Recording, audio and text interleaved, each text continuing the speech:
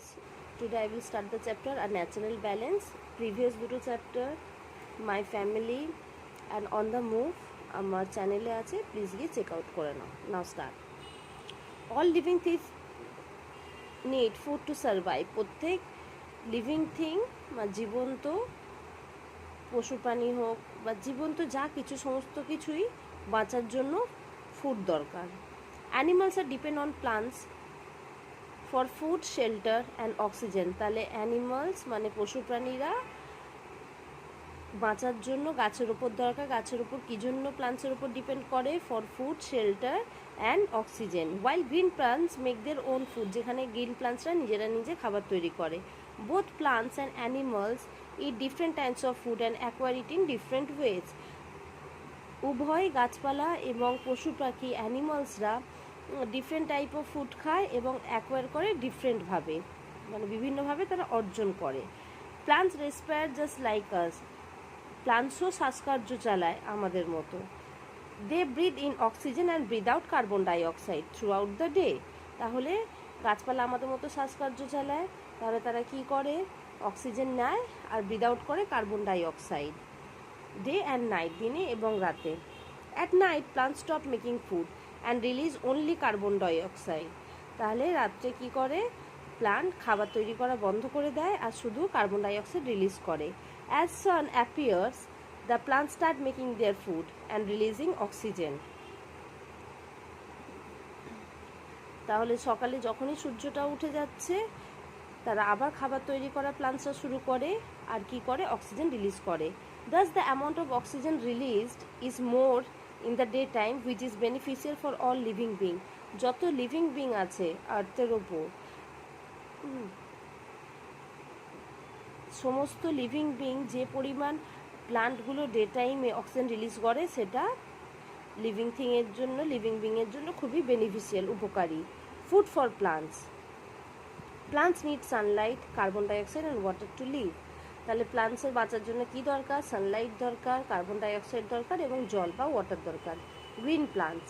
Green plants are called producers. গ্রিন প্লান্টসের কি বলা হয়? প্রডিউসার বা উৎপাদক। Because they make their own food, কারণ তারা নিজের খাবার নিজেরাই তৈরি করে।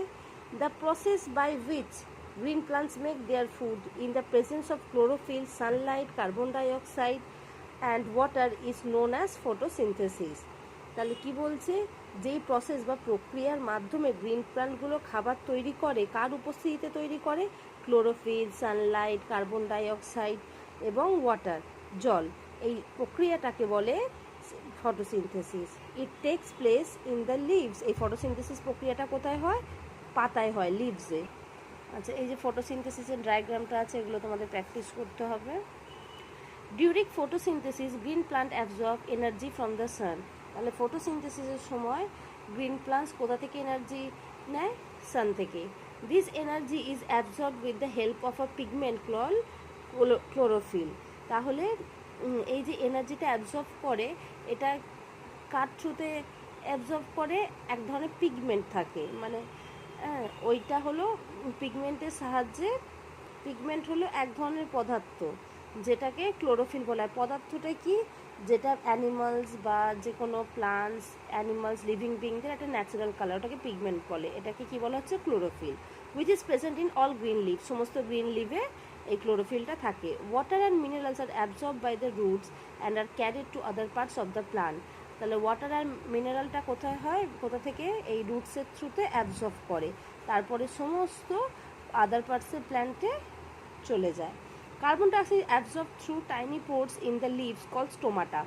আর পাতায় যে ছোটো ছোটো টাইনি পোর্স থাকে, যেখানে যার দ্বারা ওরা কার্বন ডাইঅক্সাইডটাকে অ্যাবজর্ব করে, এটাকে বলা হচ্ছে stomata. Sunlight, water and carbon dioxide are use to make food in the form of glucose. তাহলে sunlight, water and carbon dioxide এই কেন ইউজ করে? টু মেক ফুড, ফুডটা তৈরি করতে।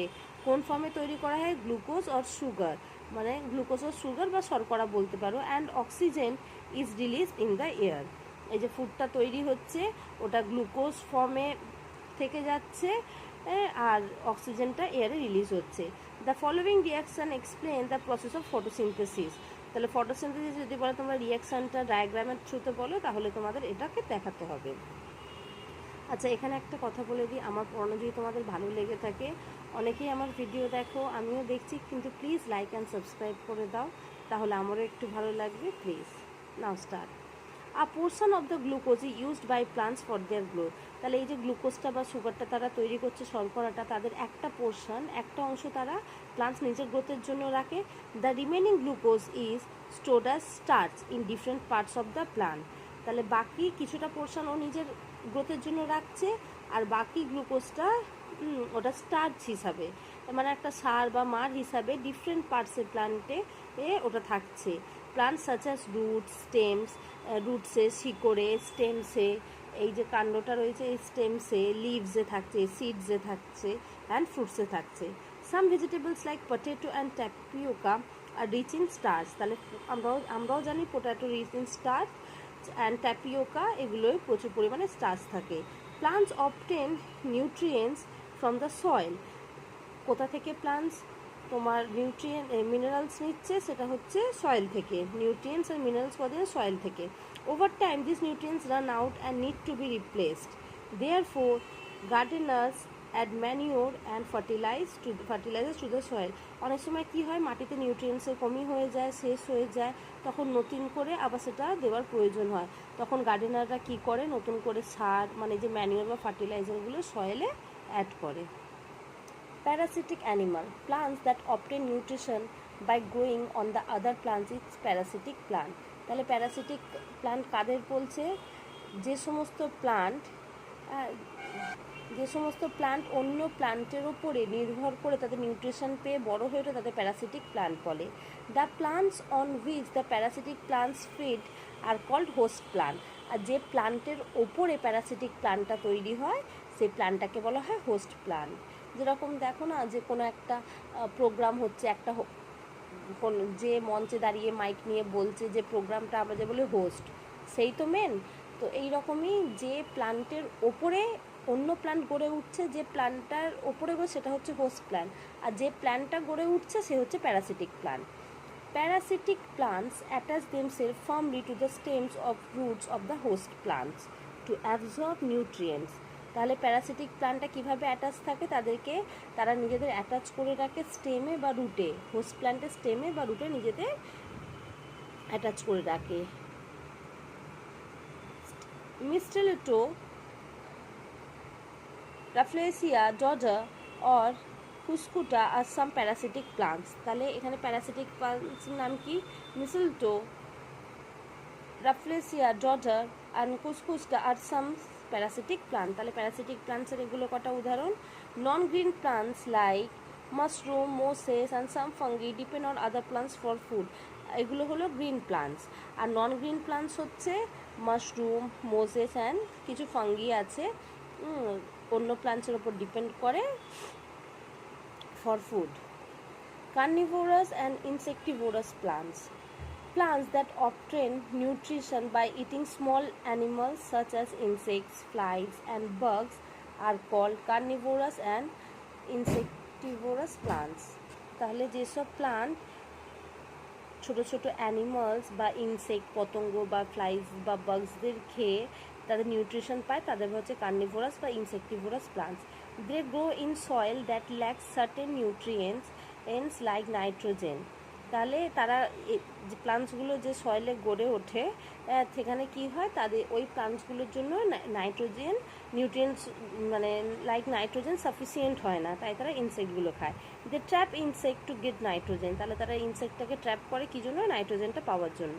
Carnivorous plants digest their prey using enzymes. তাদের এনজাইমটার দ্বারা তারা ডাইজেস্ট বা হজম করে নেয়। The pitcher plant, sundew plant and Venus flytrap are some carnivorous plants. তাহলে কার্নিভোরাস প্লান্টসের এক্সাম্পল কী কী? The pitcher plant. Pitcher plant দেখবে উল্টানো কলসি, আমরা পিচার বলতে কলস বা কলসি বোঝায়, ওই রকম দেখতে হয়। Sundew plant and Venus flytrap কিছু কিছু কার্নিভোরাস প্লান্টের example. The pitcher plants look like a pitcher with a lid. এই তো দ্য পিচার প্ল্যান্টকে কীরকম দেখতে? একটা কলসের মতো দেখতে, যার ঢাকনা আছে, উইথ আ লিড। আচ্ছা, আমি আবার তোমাদের বলছি, যদি আমার পড়ানো তোমাদের ভালো লেগে থাকে প্লিজ লাইক অ্যান্ড সাবস্ক্রাইব করে দাও, যাতে আমিও তোমাদের পড়াবার একটু উৎসাহ পাই। It has hair and nectar inside that attracts insect. তাহলে এর ভিতরে কী কী আছে? হেয়ার থাকে, পিচের প্ল্যান্টের ভিতরে ছোটো ছোটো ছোটো ছোটো ছোটো হেয়ারের মতো আছে। অ্যান্ড নেকটার আছে, যেটা মানে সেন্ট ছড়ায়, যার দেখে তোমার যারা ইনসেক্টরা অ্যাট্রাক্ট হয়, ইনসেক্ট যেটা দ্বারা ইনসেক্টটা অ্যাট্রাক্ট হয়। As soon as an insect seats on it the lead close. যখনই ওই যে পিচারটা বলছি না, ওল্টানো কলসির মতো হয়, যখনই ওর ভিতরে ইনসেক্টটা বসে ওর লিডটা বন্ধ হয়ে যায়। যেরকম ভাতের হাঁড়ির ঢাকনা দেখবে আমরা বন্ধ করে দিই, ওই রকম বন্ধ হয়ে যায়। দ্য স্ট্র্যাপিং দ্য ইনসেক্ট, ওই ইনসেক্টটাকে ধরার জন্য বন্ধ হয়ে যায়। The Venus fly trap has jaw like leaves. তাহলে ভেনাস ফ্লাই ট্র্যাপের কী থাকে? মানে ওই জ লাইক লিভস, এই যে দেখো আমাদের গালের মতো হাঁ করে আছে। হ্যাঁ, with spiky teeth along the edges, দেখো আমাদের দাঁতের মতো রয়েছে, আমাদের মুখের মতো রয়েছে, এদিকে হাঁ করা, চারিদিকে দাঁতের মতো এইগুলো রয়েছে। Sundew plants have gel like sticky substance that covers the leaf. আর সানডিউ প্লান্টসে কী থাকে? লিফেতে কী থাকে? স্টিকি মানে জেলের মতো একটা চিটচিটে জিনিস থাকে, যেটা পুরো পাতাটাকে কভার করে থাকে। Insect easily get stuck to the plant and become prey. হ্যাঁ, এই ওই জেলেতে কী হয়? যখন কোনো ইনসেক্টগুলো বসে ওতে আটকে যায় আর শিকার হয়ে যায়, কারণ ওই প্লান্টসটা খেয়ে নেয়। ওকে, আজকে এতটুকুই। নেক্সট ভিডিওতে আমরা চ্যাপ্টারটা শেষ করবো আর বুক এক্সারসাইজগুলো কমপ্লিট করব। আর আমার পড়া যদি আবার বলছি ভালো থাকে, প্লিজ লাইক অ্যান্ড সাবস্ক্রাইব করে দাও, যাতে আমিও একটু এনকারেজ হই। ওকে,